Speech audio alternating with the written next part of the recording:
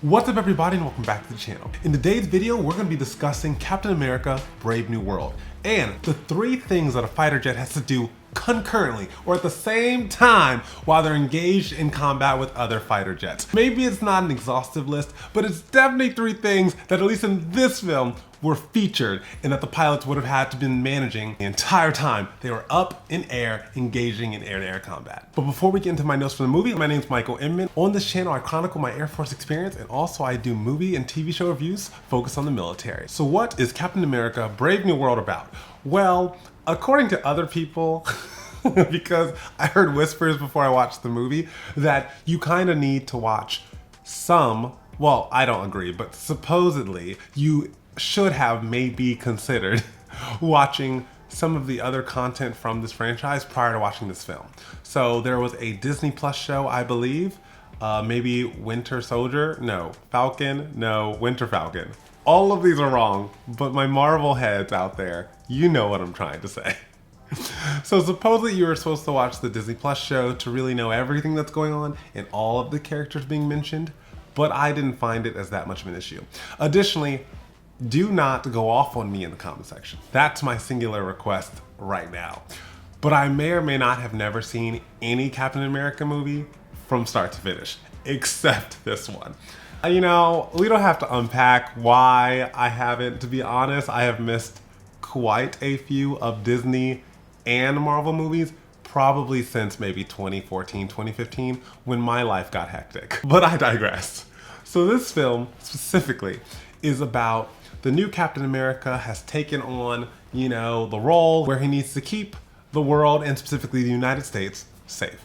So he's adjusting to the role. He is in talks with the new president who just got elected. The president's like, hey, you should kind of sort of work for me specifically because you know you are Captain America. And he's like, wow, that's interesting. It's almost like I'd lose kind of like, not sovereignty, but like independence and neutrality when I'm making my own decisions on how to best respond to a threat.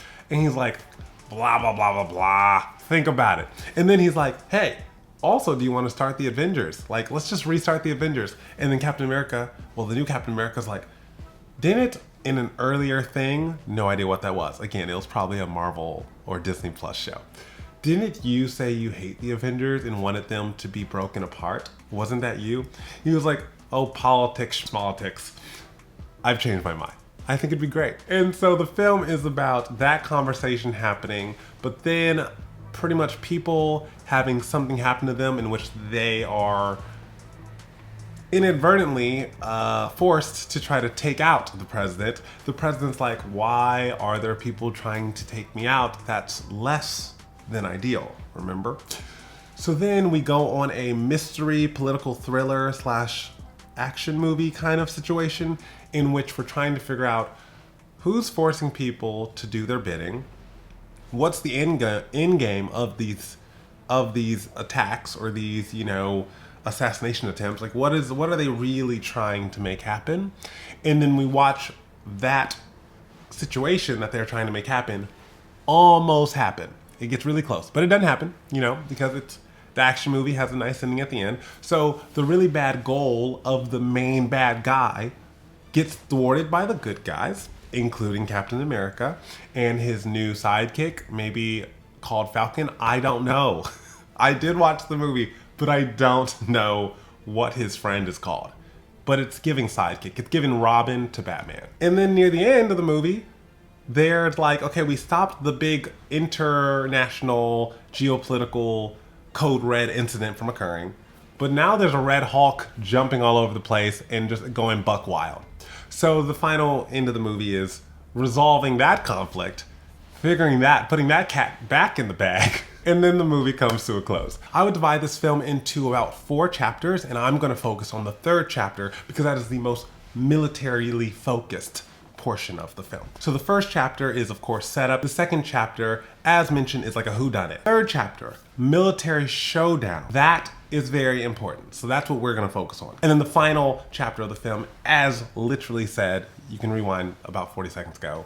We just did this. But anywho, the title of the 4th chapter is called Red Hulk. The first thing that I think is worth mentioning is this is Japanese jets or Japanese fighter jets versus American fighter jets. So in regards to seeing a dogfight, seeing two different countries that can afford a fighter jet program and who can sustain those fighter jets, meaning training pilots, maintaining the planes, meaning keeping them from just breaking over time, and when they do break, actually being able to repair them, having all that infrastructure, and then you've trained your pilots, you bought the planes, and you can keep the planes running. So let's say there's two countries that can handle that type of cost and thus have a fighter jet program.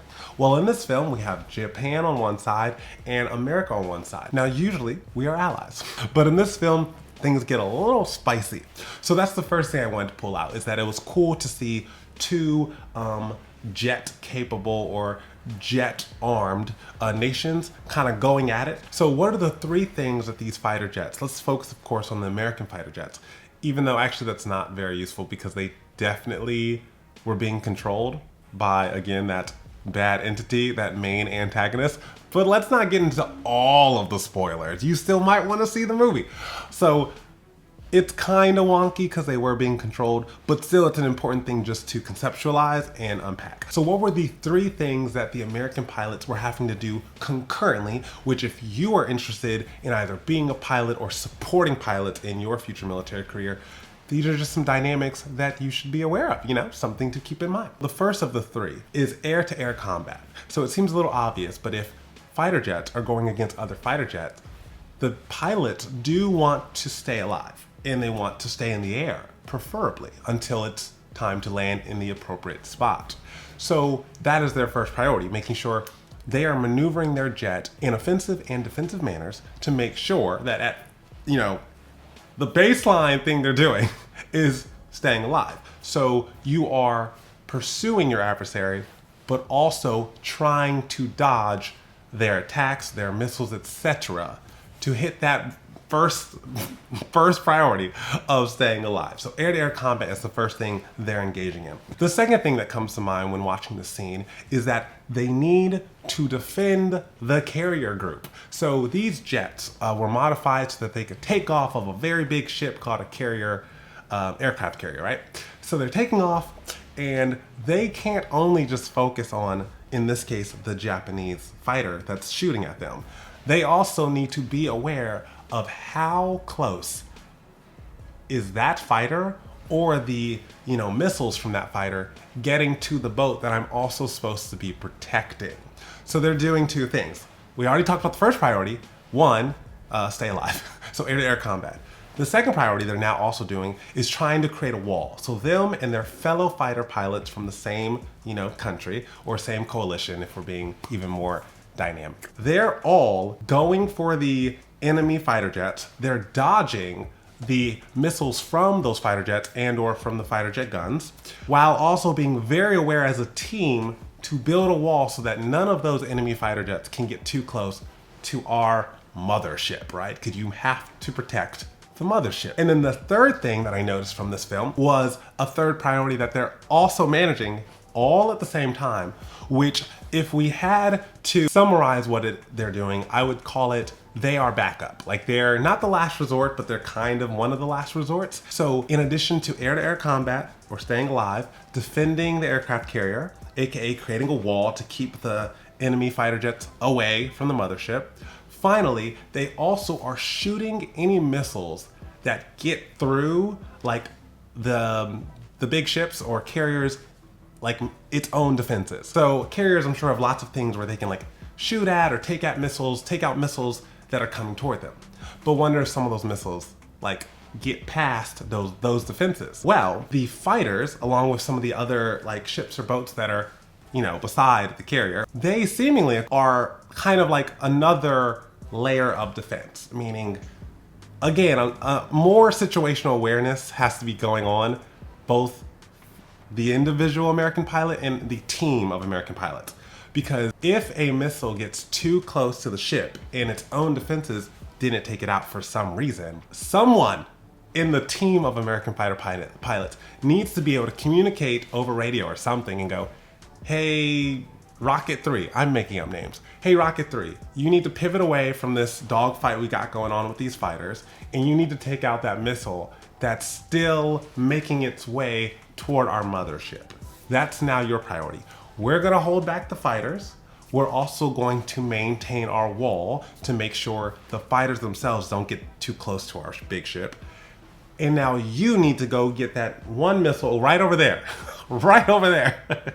You need to go take that out, like neutralize that missile, because it made it through some of the layers of defense and it's getting too close. So that's your priority, go handle that. So those are 3 things that these fighter jets are all doing at the same time. So, I mean, I'm clearly not a pilot. So like, I cannot even fathom all of that going on at the same time. But hey, kudos to all of my fighter jet pilots out there.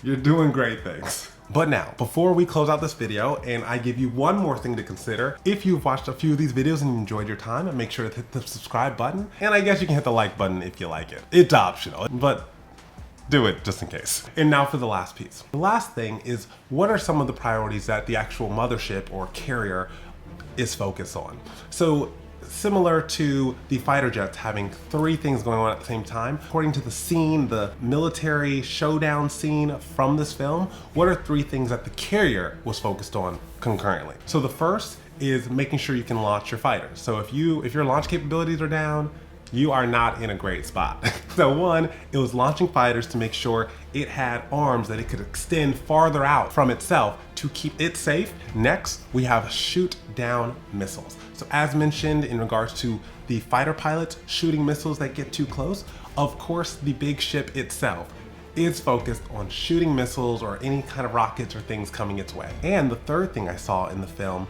was it's able to leverage its friends for backups. So this is literally a reflection of the conversation we had with the fighter jets, because the fighters are one of its friends. They literally came from the ship, right? So the carrier or mothership has multiple friends in the water around it, and it's able to leverage their capabilities to keep it safe. So a carrier, as opposed to fighters, have 3 priorities, including launching the appropriate aircraft, taking out any threats that are coming toward it, and finally leveraging the other boats and airplanes now that are in play to make sure everyone is safe. And you can see a little bit how this plays in Captain America: Brave New World. Thank you so much for spending this time with me. I really enjoyed Captain America: Brave New World. I will see you in the next video. I hope you have a great rest of your day. And until then, bye.